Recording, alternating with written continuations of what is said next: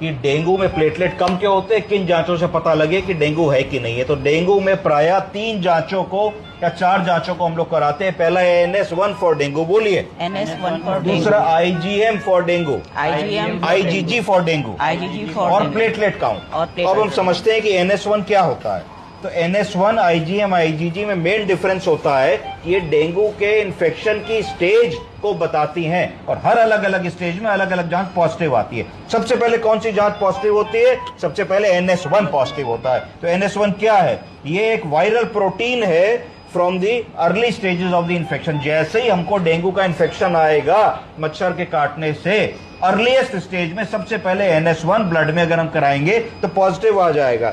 ये क्यों इंपॉर्टेंट होता है? क्योंकि ये बहुत ही अर्ली अपीयर हो जाता है और पहले दिन से लेकर 90 दिन तक बुखार आने के NS1 की जांच ब्लड में पॉजिटिव आती है। NS1 का टेस्ट क्यों बहुत जरूरी है? ये इसलिए जरूरी है क्योंकि अर्ली डायग्नोसिस के बारे में बताता है और ये जब एंटीबॉडीज बनना शुरू होती हैं ब्लड में डेंगू के अगेंस्ट, उससे पहले डिटेक्ट हो जाता है। इसका मतलब क्या हुआ कि IgM IgG की जांच तभी पॉजिटिव आएगी जब एंटीबॉडीज बन चुकी होंगी। तो NS1 उससे पहले पॉजिटिव आ जाएगी। अब IgM क्या होता है? ये पहली एंटीबॉडी होती है जो हमारे इम्यून सिस्टम के द्वारा बनाई जाती है जब वो डेंगू के वायरस से लड़ाई कर रहा होता है और फाइट कर रहा होता है। ये इन्फेक्शन या मच्छर काटने के बाद या बुखार आने के 3 से 5 दिन बाद, फीवर के ऑनसेट के बाद बनती है और कई बार 2 से 3 महीने तक पॉजिटिव रहती है।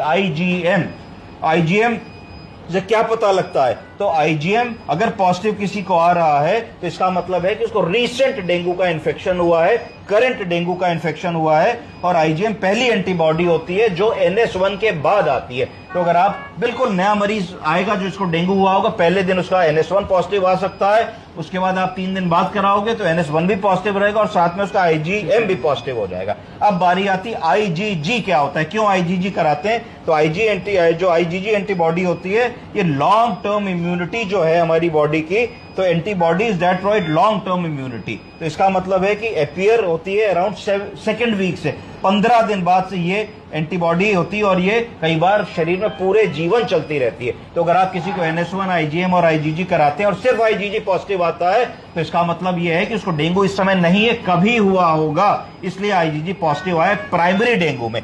एक आइडेंटिटी होती है सेकेंडरी डेंगू। सेकेंडरी डेंगू का मतलब एक बार हो चुका है फिर से हुआ है। उस केस में कई बार ऐसा होता है कि IgG बढ़ जाती है और NS1 और IgM कई बार नहीं बढ़ता।